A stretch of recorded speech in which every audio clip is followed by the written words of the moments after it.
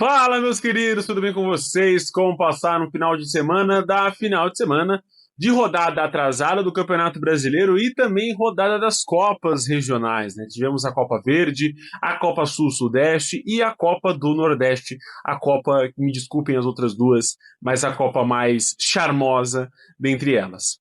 Bom, vamos conversar então. Eu sou Gabriel Todaro, seja muito bem-vindo na Rede com Todaro. Sempre trago análise de notícias do futebol brasileiro para você. Aí um compiladinho, um resuminho aí do que teve nessas rodadas. Tem sempre no final de semana, meio de semana. Então sempre segunda e sexta-feira os vídeos estão na sua telinha ou na sua telona, dependendo de onde você assiste, para você acompanhar. Ó, vamos começar então com os jogos de sábado. Que no sábado a gente teve duas Copas, né? A Copa do Nordeste e a Copa Sul-Sudeste. A Copa do Nordeste terminou com vitória fora de casa por 4-2 em cima do CRB, lá no estádio Rei Pelé.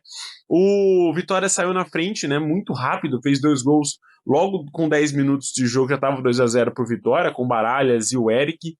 E aí, aos 12 minutos, o CRB até descontou com o Christopher, né? Mas o Vitória voltou a ampliar com o Renato Kaiser no finalzinho do primeiro tempo. E foi um jogo desse, né? O CRB conseguia descontar, porque descontou logo no começo da segunda etapa com o Douglas Baggio, mas o Vitória sempre conseguia sair de novo na frente do placar. Então essa vantagem de 2-0 que o Vitória construiu logo, né, com 10 minutos de jogo, se manteve até o final. E foi um bom jogo do Vitória, né, fora de casa. O time conseguiu jogar bem, contou com boas defesas, excelentes defesas do Lucas Arcanjo, que para mim foi o nome do jogo, porque se não fosse ele, o CRB teria conseguido fazer alguns gols, e a dificuldade, obviamente, do Vitória teria aumentado, mas o sistema ofensivo do Leão da Barra funcionou muito bem nessa partida. Gostei do que eu vi desse sistema ofensivo, que está penando um pouco no Campeonato Brasileiro, mas na Copa do Nordeste conseguiu deslanchar, fazer esse 4-2 fora de casa,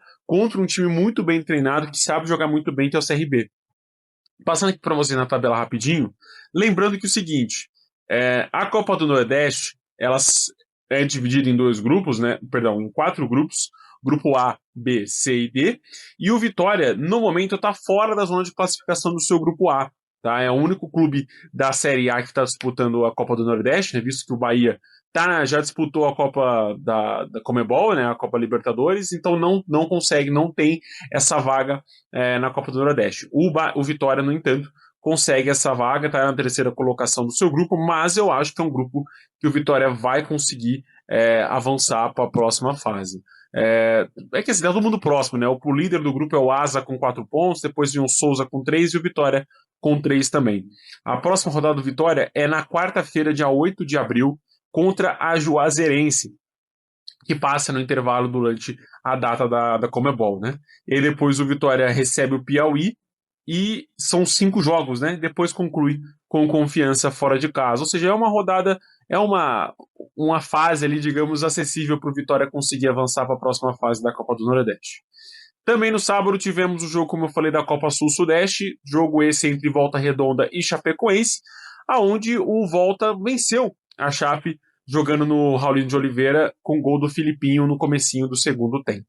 O primeiro tempo foi de poucas oportunidades, as que tiveram foram todas a Chapecoense, que não conseguiu aproveitar nenhuma delas, e aí na reta final o Voltaço conseguiu fazer 1-0 e controlar a Chapecoense na reta final do jogo. Foi um jogo muito equilibrado, eu diria, até o empate seria mais justo, mas eu acho que valeu premiar o clube que conseguiu converter a sua chance em gol. O Voltaço vence por 1-0. A Chapecoense venceu o primeiro jogo contra o São Bernardo, agora perde esse segundo jogo, está na quinta colocação. A Copa Sul-Sudeste, sim, é dividida em 2 grupos, né, o grupo A e o grupo B, e no momento, no grupo A Chapecoense está em quinto, bem de colocação está distante, mas está um pontinho apenas longe do segundo colocado.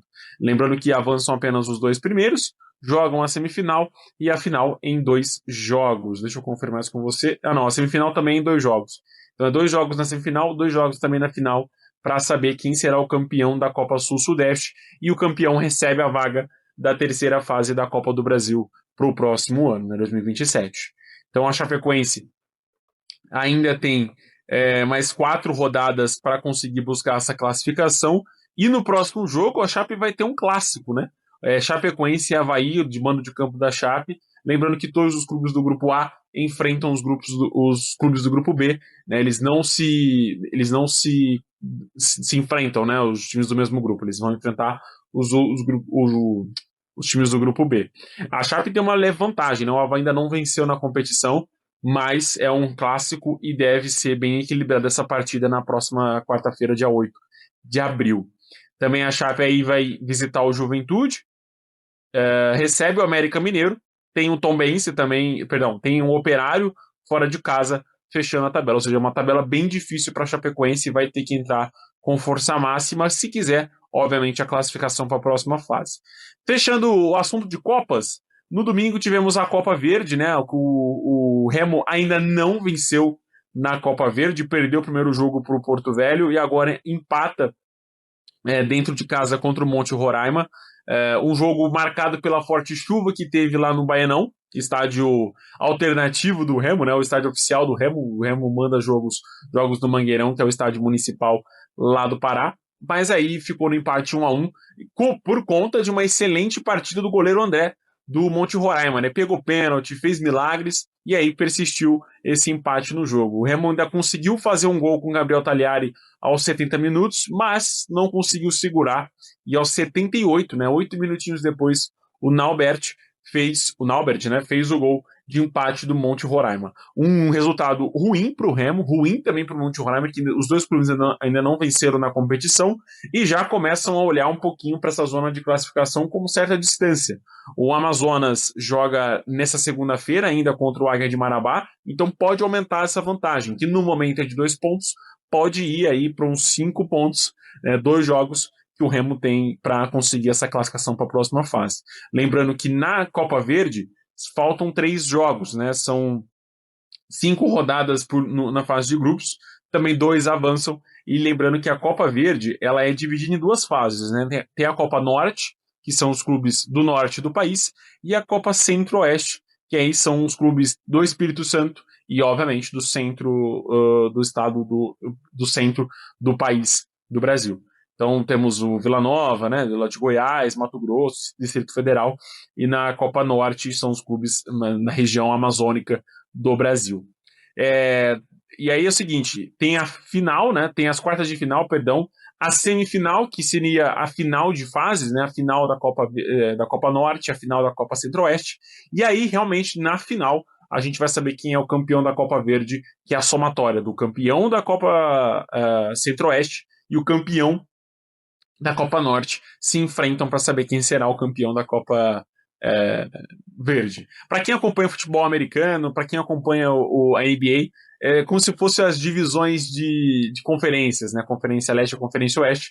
É mais ou menos esse sentido que vai funcionar a Copa Verde, que também terá a sua vaga, o campeão terá a vaga garantida na terceira fase da Copa do Brasil do ano que vem. É interessante essas Copas, eu acho muito bacana. Uma pena que talvez falte um pouco mais de investimento da CBF para obrigar ou forçar que os clubes entrem com os times titulares e proporcionem jogos melhores. O jogo foi bom no segundo tempo, mas na primeira etapa faltou um pouquinho de qualidade com o Remo e o Monte Roraima. Mas no segundo tempo foi emocionante, até com muitas oportunidades, e o goleiro André, como eu falei, do Monte Roraima conseguindo fazer excelentes e, por que não, milagres nesse jogo contra o Remo. Fechando, a gente fala sobre o Campeonato Brasileiro. O Atlético Paranaense venceu por 4-1 a equipe do Botafogo lá na Liga Arena não, né? Na Arena da Baixada. E com essa vitória na rodada atrasada, o Atlético Paranaense pula para a segunda colocação, derrubando o São Paulo aí da vice-colocação. São Paulo cai para a terceira, o Atlético assume a segunda com 16 pontos. Lembrando que assim como o Atlético, São Paulo e Fluminense têm 16 pontos, o Flamengo e o Bahia têm jogos a menos e podem chegar na marca dos 17 pontos, e aí seriam os novos vice-líderes do Campeonato Brasileiro. Nesse meio de semana, na quarta-feira, dia 1, e na quinta-feira, dia 2, vamos ter a nona rodada do Campeonato Brasileiro acontecendo. Então, muita emoção nesse meio de semana também de Campeonato Brasileiro. No final de semana persiste o Campeonato Brasileiro. Aí na próxima semana a gente já tem Copa Libertadores e Copa Sul-Americana acontecendo nos estados. Mas vamos falar do jogo do Atlético Paranaense. Foi um jogo, apesar do placar ser elástico de 4-1, foi um jogo muito equilibrado, né? No primeiro tempo, o Botafogo conseguiu algumas estocadas no ataque, conseguiu chegar com perigo, conseguiu algumas finalizações, mas quem fez o gol, como eu falei do jogo da Chapecoense, por exemplo, que premiou quem fez o gol, nesse jogo contra o entre Atlético e Botafogo aconteceu a mesma coisa. Quem conseguiu ter mais converter mais suas chances em gol, obviamente venceu o jogo. E o Atlético foi mortal nas chances que teve no jogo, né? Fez 2 gols no primeiro tempo, no comecinho com o Viveiros, depois nos acréscimos também com o Viveiros, mas antes o Edenilson conseguiu até empatar para o Botafogo aos 43 minutos, 3 minutos depois, perdão, 5 minutos depois, o Atlético conseguiu fazer o 2-1 novamente com o Viveiros, e aí logo no comecinho do segundo tempo, na primeira falta que o Atlético teve para alçar na área, o Aguirre fez o terceiro gol do Furacão, e aí tornou a partida um pouco mais acessível e mais controlável por parte do Furacão. E aí o Botafogo perdeu dentro de campo, não conseguiu mais administrar a sua paciência, né, trabalhar mais a posse de bola para chegar no gol, ficou no desespero, no abafa, não conseguiu, e sem o Danilo, o Botafogo sente demais, o principal jogador do Botafogo no momento no campeonato, não à toa, é um dos artilheiros dessa edição do Campeonato Brasileiro até agora, e aí no finalzinho o Esquivel acertou um balaço um chute lindo de falta e conseguiu fazer o quarto gol do Atlético Paranaense, ou seja, o placar ele foi construído pelas convergências, né, pelo alto aproveitamento do Atlético nas finalizações, porque não foi um jogo onde realmente amassou. Eu acho que o Atlético conseguiu controlar bem o Botafogo. Amassar, ter amplas, né, oportunidades é diferente. Eu acho que o Furacão conseguiu sim construir boas oportunidades, conseguiu finalizar no gol, obviamente, o Raul fez boas defesas, mas teve maior aproveitamento nas finalizações e foi mais feliz. Fez 4 gols e o Botafogo fez um só. É um começo de campeonato perigoso para o Botafogo, que persiste na zona de rebaixamento desse Campeonato Brasileiro. Mas assim, aquilo que eu falei, até a 10ª rodada vai estar todo mundo muito próximo. Né? O Palmeiras está a 3 pontos apenas do líder, do vice-líder. O Botafogo, por exemplo, está 1 pontinho só atrás do Santos. Então, assim, vai ter muita rodada para acontecer. O Botafogo ainda tem um jogo a menos, junto com o Mirassol. Ou seja, esse Z4 pode mudar completamente até a 10ª rodada, até julho, por exemplo, até o final do Campeonato Brasileiro. Isso vai acontecer. Clubes que estão lá em cima vão cair, etc. Isso vai acontecer. Eu acho que a partir da 10ª rodada a gente começa a ter um escopo melhor de como vai ficar a tabela, mas leva tempo, né? Mas obviamente que os pontos que o Botafogo está deixando pelo caminho são 2 vitórias apenas, nenhum empate e 5 derrotas. Vão fazer falta para pensando em título, pensando em classificação da Libertadores, mas eu acho que é muito alarmismo dizer que o Botafogo vai brigar para não cair. Tem time, tem peças muito melhores do que os times que estão ali na parte de baixo. Só precisa encontrar um equilíbrio e, obviamente, encontrar um técnico para comandar a equipe até o final dessa data FIFA não, né, até a Copa do Mundo. E ali, a partir dali, com essa janela no meio do ano, o Botafogo vai perder o Danilo, isso eu acho óbvio, né? Então precisa encontrar algumas peças para repor esse jogador que é fundamental no Botafogo. Então o Botafogo perde por não ter esse jogador fundamental, mas não fez um jogo pavoroso, desastroso. Acho que conseguiu fazer um jogo até que legal contra o Atlético Paranaense fora de casa, apesar da goleada por 4-1, mas como eu falei, foi um time que aproveitou muito bem as chances, conseguiu converter suas chances contra um time que não consegue converter muito as suas chances. Então é normal que o Botafogo perca esse jogo com esse placar um pouco mais elástico em relação ao Atlético Paranaense. É isso. Bom, meus queridos, vou ficando por aqui. Amanhã já sai o vídeo, vou fazer o vídeo sobre o jogo da seleção. Vai sair um pouco mais tarde, porque eu vou fazer sobre a seleção e sobre as datas FIFA, sobre as últimas vagas para a Copa do Mundo, melhor dizendo, porque vai ter a definição amanhã das 6 vagas remanescentes na Copa do Mundo. As 4 da Europa, mais as 2 da repescagem mundial. Então, vou ter que assistir o jogo de meia-noite, porque é o jogo, por exemplo, da Bolívia. Então, esse vídeo vai sair um pouquinho mais tarde, mas se inscreve no canal para você não perder nada. E tá vindo coisa muito bacana aí para a Copa do Mundo. Então, pô, não perde, velho. Se inscreve, deixa o comentário, deixa a curtida também, que ajuda demais aqui no canal, fechou?